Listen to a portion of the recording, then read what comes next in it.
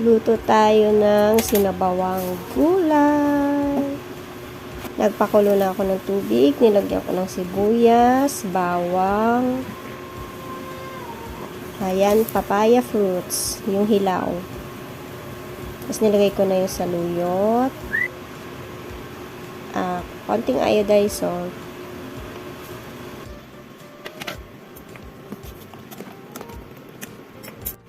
Chicken cubes, pampalasa. Halu-haluin lang. Yan, malapit nang naluto.